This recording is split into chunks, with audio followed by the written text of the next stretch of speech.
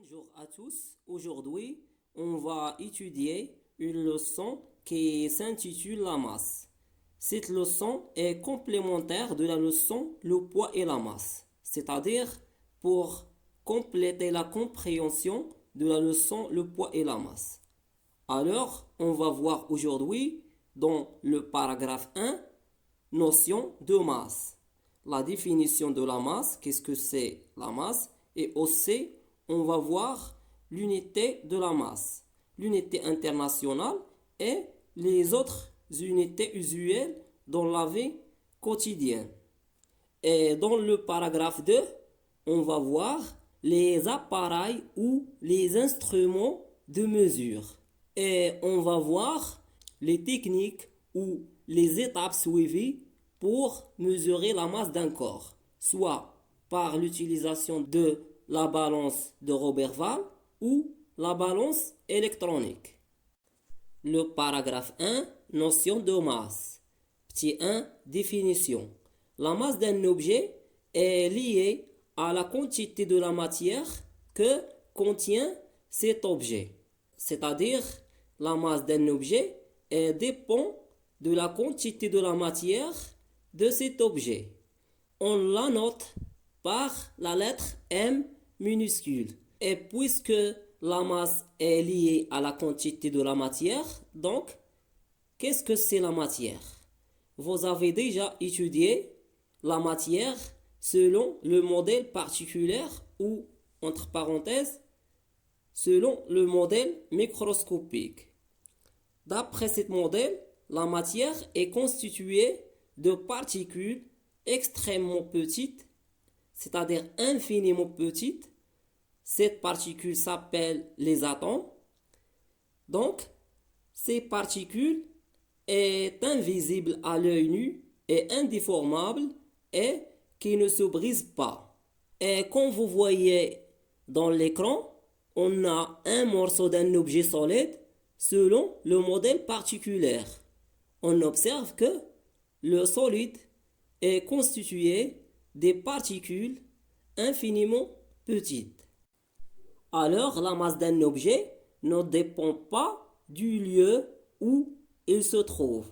On dit que la masse d'un objet a une valeur constante ou encore qu'elle est invariable. C'est-à-dire, la masse d'un objet ne change pas si on change la place d'un objet.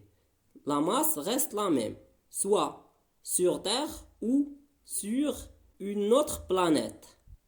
Petit 2, unité de la masse. L'unité internationale de la masse est le kilogramme. Son symbole est kg. Et il y a aussi les multiples et les sous-multiples du kilogramme. Notez dans le tableau de conversion suivant. Dans le tableau, à gauche, on a les multiples, le tonne, T, quintal, Q, le point et l'unité internationale kg. Et on a les sous-multiples. Hectogramme, Hg, décagramme, DHg et le gramme, G, décigramme, DG, centigramme, CG, milligramme, mg. Maintenant, il doit savoir convertir les unités, c'est-à-dire passer d'une unité à l'autre et dans tous les sens. Alors, pour éviter de commettre les erreurs, on va effectuer les conversions suivantes. Exemple 1, convertir 1 kg en grammes.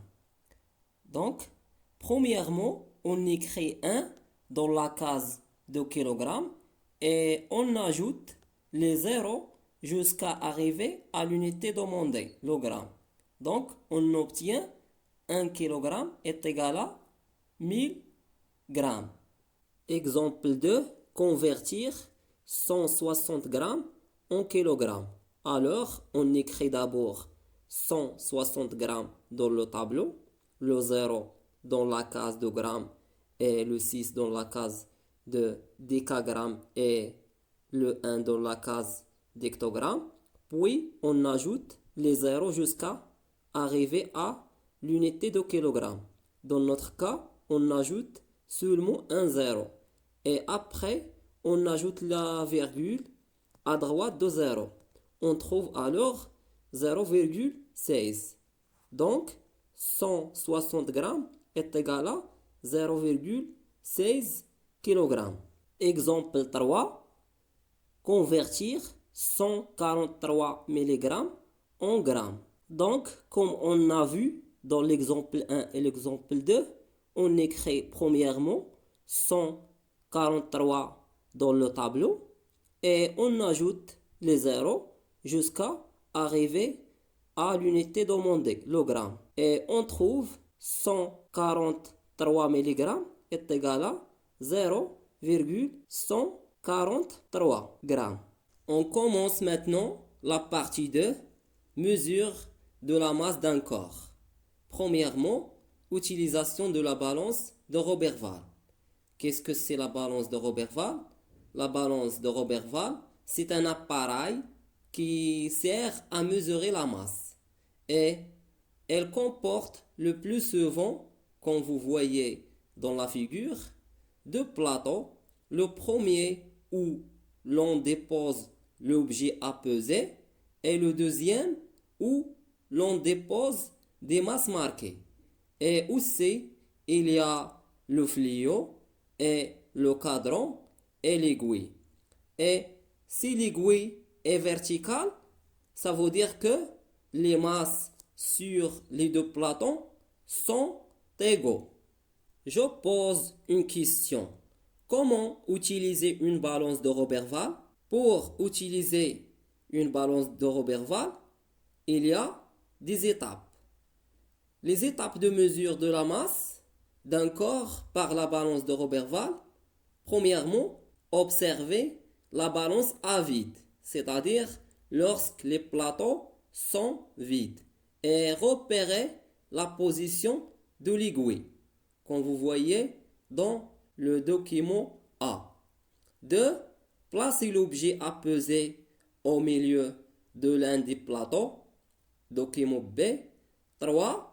Placer dans l'autre plateau des masses marquées en les essayant par ordre décroissant de la plus grande jusqu'à ce que le même équilibre à vide soit rétabli. Document C. La masse de l'objet, dans notre cas, M d'objet, est égale à la somme des masses marquées. On a 100 grammes plus 50 grammes. Donc, la masse est égale à 150 grammes. Conclusion, la masse de l'objet à peser, mais dans l'un des plateaux, est égale à la somme des masses marquées qu'il faut mettre dans l'autre plateau pour faire revenir l'aiguille à la position d'équilibre. Petit 2. Utilisation de la balance électronique. La balance électronique, c'est un appareil le plus moderne qui sert à mesurer la masse. Et c'est l'appareil qu'on trouve le plus souvent dans notre entourage.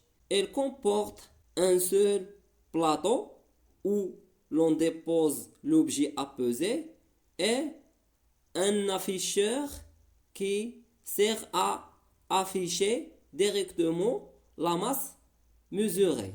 Et aussi, il y a des boutons pour mettre la balance en marche et pour régler.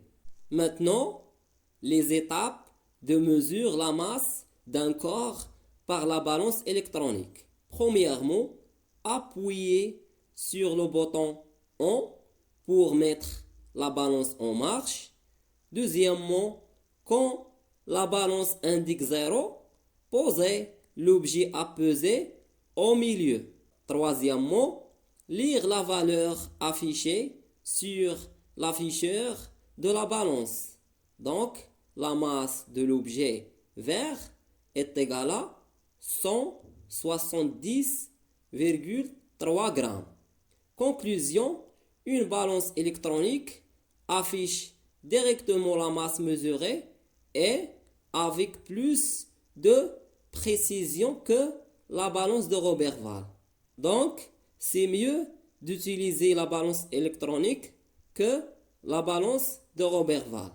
Et finalement, je vous remercie de votre attention et à bientôt.